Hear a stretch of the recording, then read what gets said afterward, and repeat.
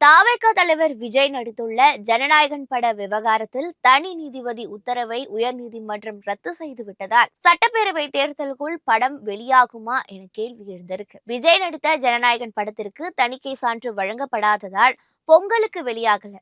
இதனையடுத்து படத்தை தயாரித்த நிறுவனம் உயர்நீதிமன்றத்தில் தொடர்ந்த வழக்கை விசாரித்த தனி நீதிபதி உடனடியாக தணிக்கை சான்று வழங்குமாறு உத்தரவிட்டிருந்தார்.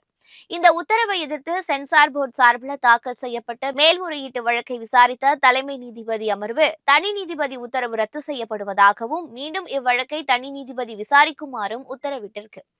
புதிய கோரிக்கையுடன் தனி நீதிபதியிடம் ஜனநாயக பட தயாரிப்பு நிறுவனம் மனு தாக்கல் செய்யவும் அறிவுறுத்தப்பட்டது. மீண்டும் தனி நீதிபதி அமர்வில் முதலிலிருந்து வழக்கு விசாரிக்கப்பட உள்ளதால் ஜனநாயகன் படம் இப்போதைக்கு ரிலீஸ் ஆக வாய்ப்பில்லை என கூறப்படுது.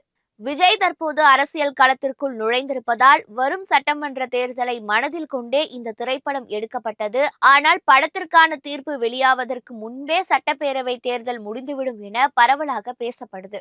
இது விஜய் ரசிகர்கள் மற்றும் அவரது கட்சியினர் மத்தியில அதிருப்தியை ஏற்படுத்தி இருக்கு.